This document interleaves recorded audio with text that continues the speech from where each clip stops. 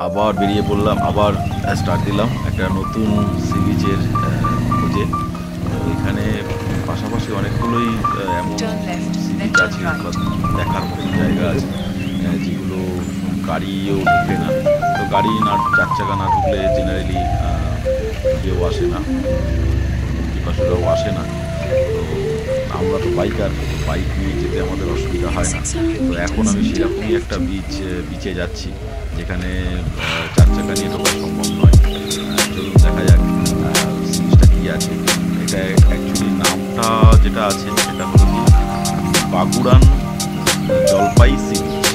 বাগুড়ান জলপাই sea beach এটাই নাম। তো দেখলাম কিছু গুগলে কিছু ফটো দেখলাম, তো দেখে ভালো লাগলো যে হ্যাঁ জিনিসটা ভালো। তো সেই জন্যই তার উদ্দেশ্যে এগিয়ে চলেছি। চলুন।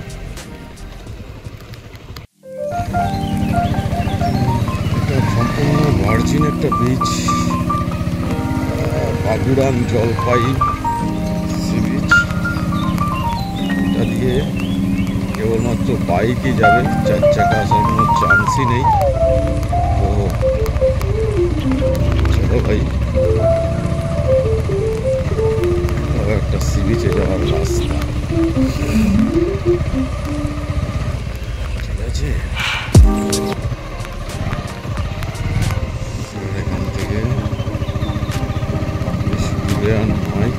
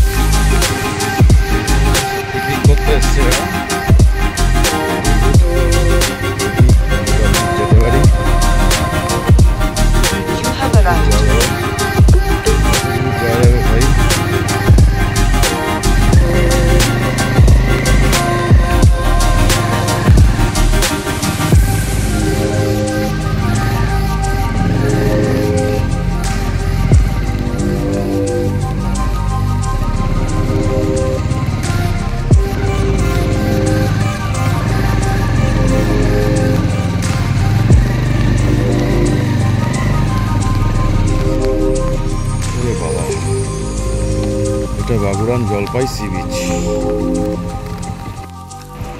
ফাইনালি এসে পৌঁছালাম সেই নতুন সি বিচটায়, বাগুড়ান জলপাই সি বিচ।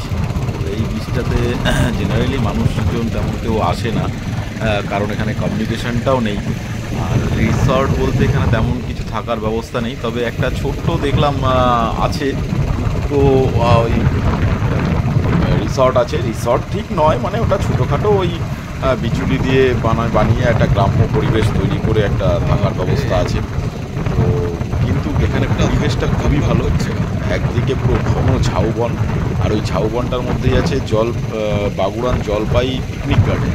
তো পিকনিক গার্ডেনে আর কি দেখতে যাবো, পিকনিক গার্ডেনে আর গেলাম না, জিনিসটাই এনজয় করবো।